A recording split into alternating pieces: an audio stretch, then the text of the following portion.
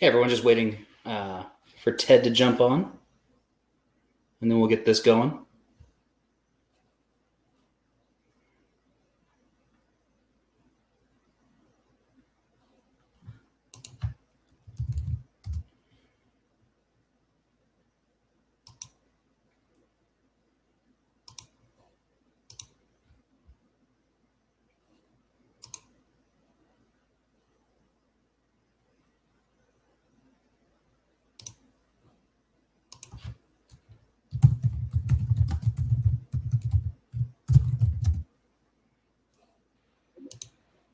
Hello, hello. Hey, there he is. Okay. Yeah, it took me through a speaker tutorial for some reason. That's kind of new. Remo makes some value judgments. They're like, Ted, we need to talk about your mic skills. All right. Do you know if Clint is... I will go ping him in a second. I think we are streaming to YouTube, so that's good. We are. I see you there.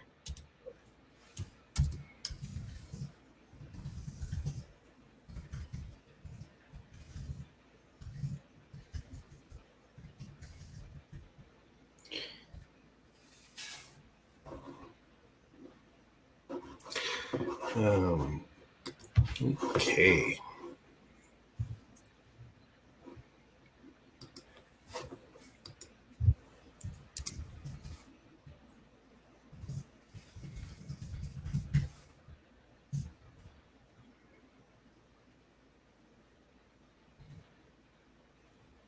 It's pretty good airtime just to let us all reflect, think about our SEO in silence. Yeah. You know that thing you did to your website? I want you to think about it for a moment. Think about why you did it, what you did, what the results were. Should you have done it?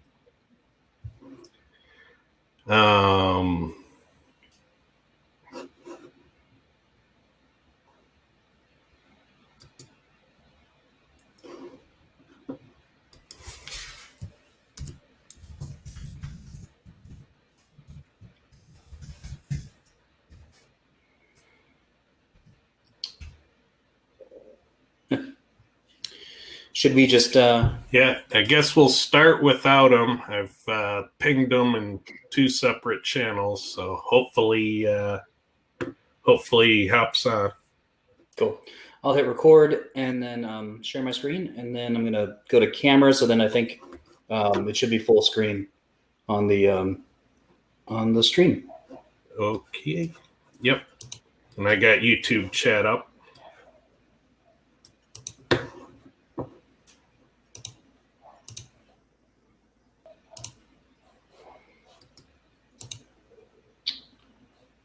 All right. All right, well, hey, thanks so much. It is Wednesday the 19th. Welcome to SEO Fight Club with Ted, Kyle, and Clint. I am the Kyle of Ted, Kyle, and Clint. With me now is also Ted. Ted, how you doing today? I'm doing pretty good. Things are happening. Excellent. You're back in Seattle. I think you had a couple of travel days, no? Yeah. I was traveling for family and had a cold there that really kicked my butt. So that knocked me down for about 5 days. But getting back into things again. All right. Is any of your sickness due to the constant updates that we're now getting from Google? Yeah, the Google virus. So that's what we'll be talking about today is life in the time of constant updates. Google admitted to a core update in January, and then there seem to have been several updates, including a major one in this past week. So that's what we're going to chat about today, getting through some boilerplate stuff. You can meet us and others from IMG in the conference room for coffee and Danishes. You will have to bring your own coffee and or Danish, but we will be there. It's a great way to network and to chat and to hang out. And Ted, do you mind throwing that link into YouTube for people that are there so they can come on over. I already did. Well, there you go. That's called production value, people. You can also catch us on Roku if you're like, man, I wish I could get more SEO Fight Club. I wish I could get more Ted and Kyle and Clint. And if only it would come through my TV. Well, now we have that for you. You can watch us on Roku. So check that out. It's pretty simple. You search for SEO Fight Club, you add to your Roku channel, and then you can watch us from there. I do like that it's called worldwide syndication. Do you think people are Rokuing us in other countries now? Like, well, far and wide. It's probably happened once, but we're trying to grow that market share. And many thanks to American Way Media for producing the show. Yeah. If you want help in learning how to syndicate shows worldwide through smart TVs, we've got a contact for you. For sure. All right. SEO this week is Clint's show. He does it on Tuesdays. Ted, were you on the show yesterday? I was. He said it. Well, I wasn't on the show. I was present for the show. So I was in the chat, and he went over a bunch of news articles, and it was pretty incredible. I wish he was here to talk about it. And he's also started talking about what's going on, what's happening at SIA and other things. And so it was a pretty good show. So I think you should check it out. And he's also doing site audits these days. So if you're interested in getting your site audited for free, maybe reach out to Clint and IMG or one of the other groups and let them know you're interested. Fantastic. All right. And our group, internetmarketing.gold. Please check us out. It's free to join. There are experiments, alerts, Q&A. You can ask questions. You can meet with people. There are a lot of events. It's just a place to get answers is how I like to describe it. Yeah. When you're there, you can actually just, from a newbie question to an advanced question, you can get answers to what you need. Can I mention something about IMG? Or no, you may not. Rather discuss something. Go for it. Recently, over the past 2 weeks, we had one or two people cancel their IMG subscriptions from the paid side because they felt like they just got a lot of the same value on the free side. And, while I understand that, and, money means a lot to people, we're not made of this stuff. I get that. But I just wanted to let people know that we're constantly trying to add more value for our paying members. But also on the table is that if you like the content we produce, if you like the information we provide, if you like the amount of time we make ourselves available to the community, really you should consider helping us out, because these memberships, they don't make us profitable. They just take away a little bit of the sting of what it costs to really do all the work that we do. So if you really want to be our hero and help us do more and help us do better, consider joining the paid side of IMG. And I promise you, we'll keep working to add more and more value for our paid members. What do you think about that, Kyle?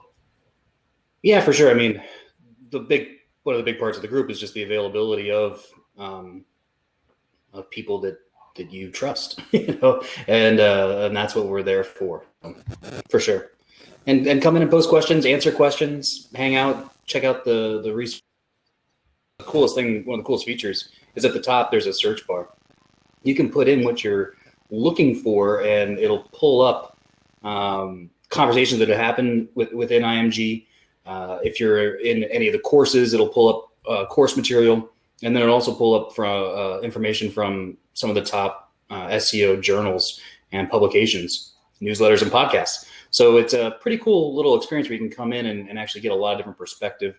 And if you have a question that you're just still not getting an answer for, then you have the opportunity to post questions in different areas and get further information. Yeah, and that search trick works even better in paid, because when you're not in paid, you don't get the paid results. That's right. And holy cow, there's a lot of content in the paid side. And when you get into paid, like a lot of people are confused a little bit by the platform. They don't go into the group and then click topics. You need to go into the paid group and click topics, and then you get the list.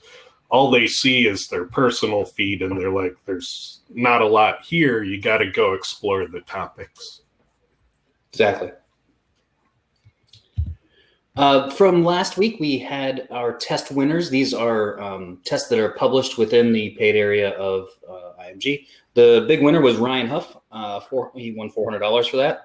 And he looked at duplicate content with city pages, the concept of can you create city pages that are duplicate and go across a lot of cities. And this is a phenomenon that if you've done local SEO, you've seen. And so Ryan went into the effects of that. Roman Barnes, second place. How many redirects will Google follow? This actually comes from a Google statement. John Mueller said that Google only follows 4. And so Roman wanted to look and see if that was true. And then Mohammed Isi, I should have asked him how he pronounces his last name, got a $100 honorable mention. He did a case study on lifting a manual penalty. So he shows the manual penalty that he received on one of his sites, what he did, what was involved. Something that surprised me about that was there were only, I think, 10 total links going into this site, and it was hit with a manual penalty, which really surprised me. And then he shows the results of that penalty, the amount of impressions that he lost, keyword positions that he lost, and then what was gained after the penalty was lifted. Some good results, some bad results, but it's a pretty interesting little look. And he also provides all the data, so you can go in and see what actually happened. Yeah, really fantastic. And in addition to that, there were also other tests that were published as well. And we have tests in the free area and tests in the paid area. If there are ever tests that we feel will affect, like, just SEOs worldwide, like you need to know about this because you're hurting, we put that research in the free area. But if there are tests that are like, hey, this isn't hurting people, but this can get you ahead, this is advantage, those tests are going into the paid section. So that's one of the ways that we give value to paid members. And I'm so happy that we are awarding cash prizes to testers, because I think that makes testing real. And if you want to get in on that, we offer some perks to our testers to get free memberships at IMG and to participate in these contests. No, that's exactly right. And also, if you're thinking, I would love to run a test, I have an idea, I want to do it, I want to learn how to do it, we support that. Lee Witcher, who is our lead tester, who's in the conference area right now, you can have a chat with him and he can walk you through how to set that up or how to do it. The tests are also peer reviewed, and there's a community of testers so that you can, the work is evaluated. We take a look at what has been done in each test, what the implications are, so that I think the tests that we provide also are providing as much knowledge, as much information, as being as practical as possible, so that not only do we learn something, but then how can we also apply it? What does this mean? What does this mean for other tests? These are the things that we go through, and going through a peer review process, the tests provide accuracy, good analysis, and then application as well. Yeah, and Ryan's test results for duplicate content for city pages blew my mind. It's just awesome. We all suspected some of it, but seeing it in test format was just awesome. For sure. All right, so Ted, this is a shot from, I think 2 weeks ago. You put this together, and this is from IMG. This is an aggregate weather shot. And what we're looking at here in the green is the IMG early warning system that you developed. Yep. And then the others are aggregate weather tools that are out there that we can get their information and bring it in to show movement in SEO weather, if you will. Correct. And this is a system that's still in development. We're still improving it. We're still learning as we go. So we have, at this point, about 2 months of data into update detection. The thing I wanted to highlight on this is the January core update, which is here at the 8th, as the first red arrow. The early warning system pinged at a 45 out of 100 on the system that you've created. And then you can see that it goes up. And then the tools, the aggregate weather, they start to go on the 13th or 14th is when you can see them go up. And it was on the 13th, I believe, that Google announced the core update. Was the general timeline of what we saw. So the early warning system gave a few days worth of notice. The other tools then move pretty much as soon as the announcement is made. Yeah, that was pretty much the timeline, correct? Yeah. And one of the interesting events in that diagram is that little unknown update that was never named, and people did talk about it, but it was never acknowledged. Exactly. That there was actually something that also happened. Kind of gets in that question, like, was there an update? We can see that yes, there probably was. Now, something that I wanted to point out is that in the last several weeks, there seem to have been a lot of updates. There's been a lot of things going on within Google. And in particular, last week there was one, and the warning system pinged again. So this actually says the 14th on it. I think it was actually the 13th is when it hit. But it hit a scale of 46, and that is slightly above the core level update that Google confirmed from the January update. To understand this number, like when we look at the weather from the other systems, they're kind of measuring how much fluctuation they're seeing in search results. Our system is a little bit different. We're kind of looking at how much of the data Google is appearing to reprocess as a result of an algorithm update. And there are tells in Google itself that let us kind of get to that information.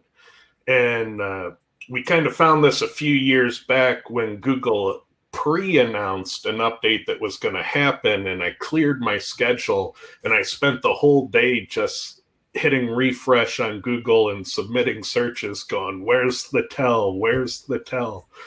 And clearing my schedule and spending 2 days doing that on Google for a pre-announced event actually gave us the information on how we're doing what we're doing now. And so our number is more indicative of the DevOps and how much reprocessing Google is doing rather than the SERP fluctuations. In addition to the large update that actually we found on the 13th, there's also been a ton of split testing where there are HTML updates. And so you can see from Monday and Tuesday of this week that you can see here it says there's a 60% of a chance of a split test. What does that mean? That means that we're looking, we have these test websites out there that we never ever make changes to. And I call them calibration sites because when I pull measurements off of them, I know what they should be so I can test my software. And so these calibration sites never change. So when something changes in their search result for their keyword, we know it's something Google did.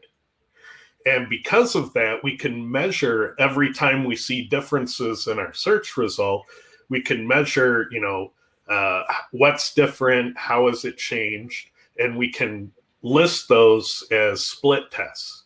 And so commonly we saw, in the past month in January, we saw the little fave icon treatment that came over from mobile into the desktop presentation, and then they rolled that back. And so they changed that look and feel, but that changes the source code. Prior to that, we saw one that wasn't a visible one, but they changed how they track click-through rate. They went from a ping attribute to a JavaScript function, and then they rolled it back to a ping attribute. No human being would see the difference in the SERPs, but our system detected that. And what's funny is that ping attribute change actually broke a certain percentage of the rank trackers out there. They could not parse the results as a result of the change. So we monitor these HTML updates so that we can say, hey, we just saw a bunch of split testing, or hey, they changed the format of the search results. If you have wide sweeping losses in your rank tracker, today's a good day to go check manually because nothing might have changed. That's exactly it. The split tests, as you have identified, really mess with current rank trackers. You could be checking your ranking while the split test is going on, and there's a decent chance that your ranking will not be accurate. Yeah, exactly. And so providing these alerts, we're trying to give our community the information they need to better manage expectations and to better understand the situation they might happen to be in. So on the 13th, we see this core level update. Then we can see split tests that are happening. And then we can look at other tools. So there's the aggregate weather that you can look at as well. This was posted in IMG by one of the members.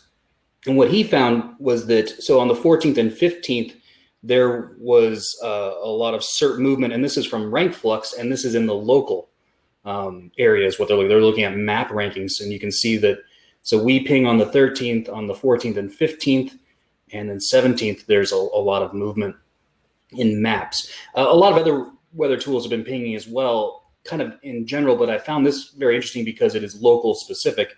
And then if you've been following the SEO news, you know that we've had giant GMB slapdowns in the last several days. But there's been a lot going on with GMBs being shut down, different GMB tools not working, and it looks like that there's been a lot of movement within maps. So from here, the idea is, what do you do in these situations? And as we mentioned, that the rank tracking isn't quite you could see your rankings fall off a cliff, but they're not necessarily telling you what's really going on. Within the early warning, we can see what's going on. We can then follow the aggregate weather. Then we can look at reportings of what people are experiencing. But when these things are going on, you need to really take a look at what is going on for your own site, or what's going on with what you are doing. And as Ted has mentioned, just because ranking losses seem to have dropped, that doesn't necessarily mean something has actually happened to your site. I want to walk through some things that we do when looking at these situations and how to handle them, and what processes you can put into place to follow. Okay, an update is happening or could happen. What now? What should we do? The very first thing that I think you want to do is check to see if you've lost impressions. You can do this within Search Console. If you haven't lost impressions, this is the first sanity check on an update. If you see your rankings drop significantly within the tools that you're using, and then you check in Search Console and you don't have any loss in impressions, then that's just a split test. That you are okay, the ranking tracking was off, there's no need to worry about this particular update, you've made it through it, you're good to go. A lot of people hear update, they freak out, maybe they then see the rankings drop, freak out more. Do a sanity check, see if you've actually lost any impressions, see if there's actually any movement within Search Console. Search Console does report on a delay, but it's not too bad. And I think they are continually trying to update or make that faster, but you can see fairly quickly whether or not this is an actual problem. If you've lost impressions, then okay, something is actually happening here that we need to take a look at things. You want to find the pages that have lost the most impressions. You don't want to look at this as a site-wide sort of issue. Necessarily, you want to look at it from individual pages on your site. Which are the pages that have lost the impressions? When you do that, you can then begin to isolate the things on your site that may have problems. What you want to look at, the next thing though, is that again, is this an update or is this something else? Is this a technical issue with this page?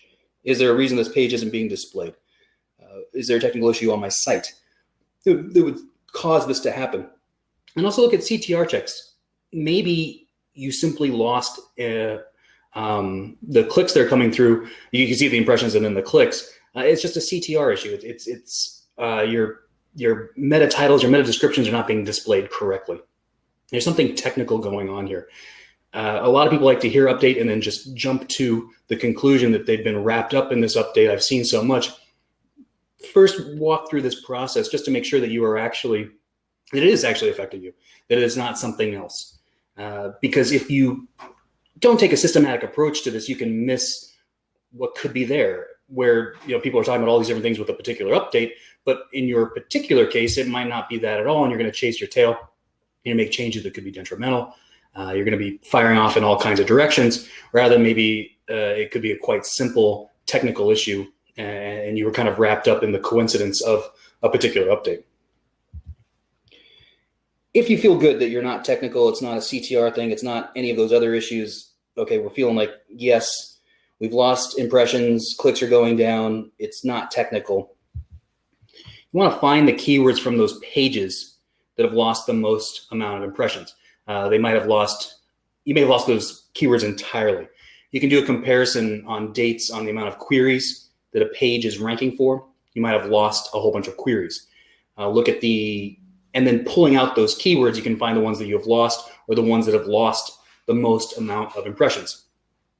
The point I want to make at this junction is that we didn't start talking about keywords until you've done several important checks. People, I think, instantly want to go to keywords. That's not necessarily the right approach. Look to see if you've lost the impressions. Look to see if it's at the page level where they're at. Get through the technical checks. Now we're looking at keywords, and we're looking at keywords that were on specific pages. So these keywords were obtaining these amounts of impressions for these pages. That's where we want to look to find where this update might be going, how it has actually impacted you. If you're at the point now that we realize, like, yes, I've been caught up in this particular update. The first thing we want to do is just see if the goalposts have moved.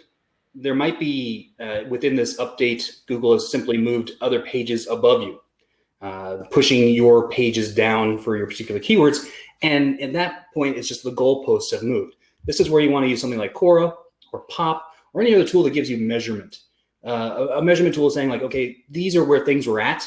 These are where they are now. That's the easiest way to fix and get those things back. So you're looking at the primary keyword for that particular page, the top level keyword, and seeing if the goalposts have moved for that keyword. As you know, when you optimize for a primary keyword, you win a whole bunch of other keywords. I like to call these secondary keywords or the cluster. See if the goalposts have moved for that primary. If they have, that's your first fix. Okay, these sites Google likes more now. These are the things that they're doing that are different from my site. These are the different measurements. I know, Ted, you like to talk about looking at deficits first, where you are lower, which I totally agree. See if somebody's doing more of something, and that's the first place to go after it. The thing you can do is factor change analysis. After update in January 16th, this was posted in IMG. This was looking at the top 100 SEO factors that we show. In the free area, you get the top 15. In the paid, there's the top 100. But these were the new factors that hit in the top 100. These were the loss factors. And then on the other tab, there's factor movement. Here's where you can look and see, like, are there factors where I don't have anything in them? And these are now new factors. Now this is generally across all things. You can also do this, Ted, correct me if I'm wrong, within Quora.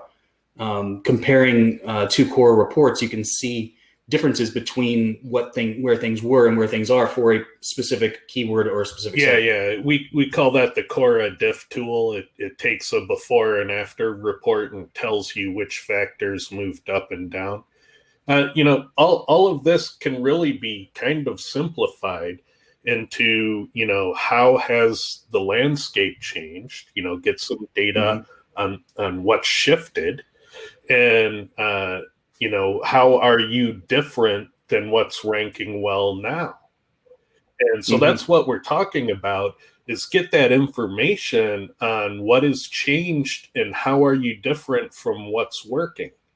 And when you answer those questions, it becomes easier to solve your problem, but it all starts with getting the right data.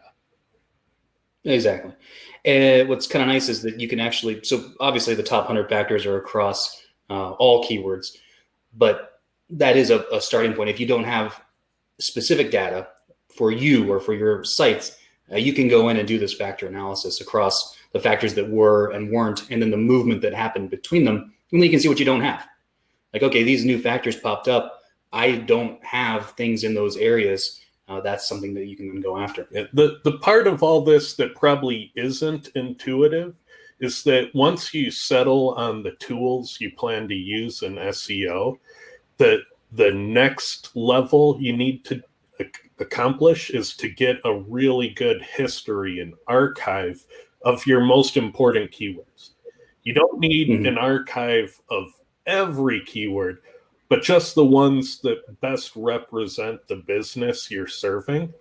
And make sure that you have, 2, 3, 4 a month reports for those critical keywords, so that when an update strikes out of the blue, you can get a report from the week before the update and a week after the update to do your analysis.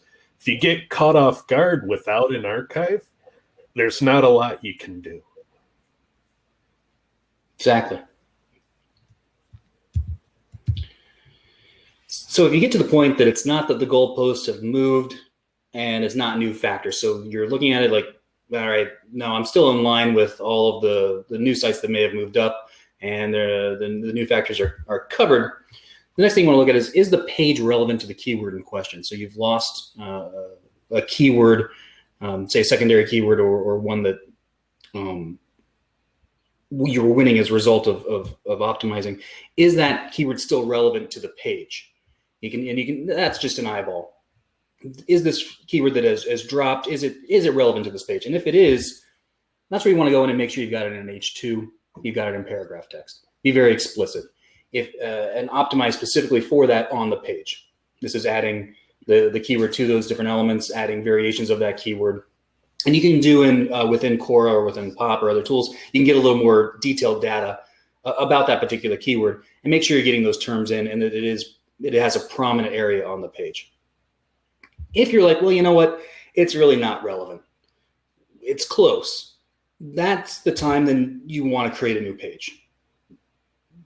That's really what it comes down to. If you've lost this keyword, if it's dropped and it was attached to a particular page and now it's not, you can see like, it is a little far afield. If you do searches for it in Google, what are the pages coming up? If they've changed, if you get a whole new set of pages than what you're getting for originally, that means that now you need to create a new page for it. And this comes down just to creating more content for your site. That's how you can then pick up those terms, because you can then treat it as its own primary, build out a whole page for it, and then you can potentially win that back, in addition to winning its own set of secondaries, its own cluster, and getting those impressions back, getting the traffic back to your site. While doing those other things, I really think you need to get back to basics. Often people stray from the thing that initially got them to where they were in an SEO campaign, because you've done those original things, those basic things, and now you're moving on to bigger techniques, fancier campaigns, and you may have lost sight of what actually got you there in the first place. Create supporting pages for your target pages. When was the last time you did a round of supporting pages? Can you update or freshen those supporting pages? Those things that initially got you ranking, that pushed that target page up and pushed up all of those secondary keywords. What have you been doing with those recently? You can build links to those as well. If you're in the middle of an update, I would hesitate to build links directly to a target page, but the pages that you built that support that page, and that could also be, if you like siloing or not, that could be a resources page or a hub page that will pass link juice to your target page. That'd be a great thing to consider building links to build up the juice that's going to that page. You might just need a little more link juice to get Google to recrawl it and come back and check it out. And that's what you can do. And then, are you trustworthy in the eyes of Google? As things have shifted, are you still trustworthy? Are you still a site that Google would like for this particular keyword, for this particular niche? Have you let things slide, or have you slid under the radar and now you've been caught up in that? As we know that EAT and MEDIC and those kind of terms have really come into vogue. But you can also see it where certain sites seem to have been popped in certain niches where you don't know who owns the site. You don't know if this is a real business or not. Are you satisfying those minimum things within that particular keyword? You can look at the sites that are winning. Do they look like real companies, and do you also look like a real company as well compared to them? And that's also a separate analysis you can do. So while you are doing those other things, these 3 things I think you should always be doing. Creating supporting pages, updating your supporting pages as necessary, building links to your supporting pages. That's the PR that you should be doing for your site anyway. If you've gotten away from that, this is an opportunity to get back to it. And then, are you hitting trust factors? If you put your site, your business into factual, is your information correct? Can people see that you're a real company, such that Google can see it as well? That Google can crawl into the site and see, yes, this is a real thing. Make sure that you haven't kind of gotten past the basics or overlooked the basics. We can come back and fix those as well. All right, Ted, so this is a new segment that I'm introducing to SEO Fight Club, the 5-minute wrap-up. All right, so you need a system to monitor things that are important to you. Obviously, we're biased with the early warning system. We think it's effective, and so far with very large updates, it's predicted them. It gives you some heads up. You should then also be looking at some aggregate weather, or in particular, in the rank flux example, if you are big into local, you should have a monitor for local, and that's something you should have. Once you feel like you're in the middle of an update, what should you do? The first thing you should do is see if you're losing impressions. Don't sweat your rank tracker, because as we know through these updates that there are a lot of split tests, but where you can see if you're running into problems is if you are losing impressions. That means your pages are dropping, you're losing keywords, your impressions are shrinking, and then you might have an issue. After ruling out technical stuff, find the pages that have lost impressions and then the keywords from those pages. That's how you can start to isolate where the problem is coming from. And remember, keywords are always attached to pages. They're not attached to sites. So you don't want to look at your site in general. You want to drill down on the page level. Okay, these are the pages that have been hit the most. And then from those pages, these are the keywords that we've either lost or the keywords that have lost the most amount of impressions. And that's how you can decide whether to either optimize those pages because the goalposts have moved, or you need to update factors, or then once you kind of get past that point, you can say okay, I need to put this keyword on the page more. This keyword that I've lost that was on this page, it needs to be here more, or it needs its own little section because it's still related to that page. And if it's not, then you can create new content. And then at the very end, get back to basics. Have you done the things that got you there in the first place? Have you let those things slide? Have you become negligent in your SEO campaign because you had already hit and thought you were good and you were moving on? So check out your supporting pages, check out your links to those pages, check out the PR you're doing for your site, and then also make sure that you are trustworthy in the eyes of Google. And that's how I would approach things when you realize that, hey, we might be in the middle of an update. What did this update do? How can I recover or get my site better in a better situation based on this update? And that's the way that I would approach it. Well, I think right now Clint is screaming at his computer because he spent half the episode trying to join in and Remo won't let him in at the moment. But if Clint were here, I would guess that he would say there's one more back to the basic you need to add, which is just wait.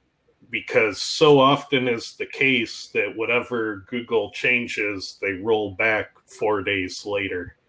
And so you really need to let the dust settle before you react. And so I would use the chaos time to try and measure and look for clues as to what an update is all about. But I would typically wait, at least a week, if not a little more, before responding to an update, just because Google could change its mind. I totally agree. Totally agree. So I guess let's look for some questions. There's a couple here in the Q&A part on Remo. First of all, the early update system is incredible, but is there the possibility of getting in some RSS feed or something similar to incorporate it into my daily routine for updates. Yeah, actually, that's totally possible because I have all of the IMG alert stuff in a database, and I can create an RSS feed for it. We should probably do that. So I'll put that on the feature list. Would you ever analyze internal and external keyword anchor text ratios in your analysis? Sure. I mean, that comes down to the measurement. So when we're talking about measuring where things are at, did the goalpost move? Look and see what your competitors are doing versus what you are doing. That's where that analysis would come in. And that comes down to counting. Am I within the range that Google is rewarding, or have I gone outside that range? Have the goalpost move and everybody's now here and I'm there? And keep in mind that that's not just you've gone over, but you could definitely be under. Those sites that have moved up are doing it a lot more than you are. Let's see. We have somebody asking, what's the monthly cost now for IMG? What is the monthly cost? It's $149 a month. And let's see. Someone says, I don't pay for membership, but I do contribute with Quora and Pop subscriptions. We really ought to think about doing a bundle. I believe we actually have that right now. So that person can totally reach out and we'll make that happen. Let's see what else is going on. The event page is having an issue, I think. They haven't been able to log in. You're not alone. Clint has been having that problem. Sorry, Clint. It's probably very frustrating. I'm not sure what's gone wrong with that. Let's see.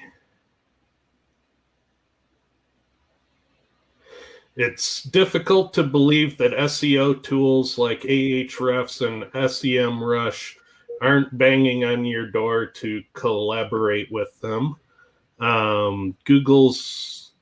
This Google Update Forecaster is a golden opportunity. Yeah, we agree. We think the value is being able to better manage expectations of your employers or your clients and to better understand the situation. Sorry for the background dog there. Let's see. Rosh says he uses the diff tool regularly. It's valuable. Yeah, if you want to understand how things change, that's my tool of choice.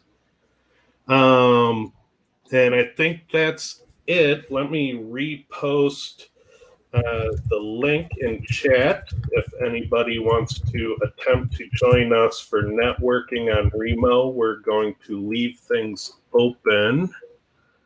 And let me get that link again because YouTube is encoding it, which makes it go beyond the character limit for a comment. Thank you, YouTube.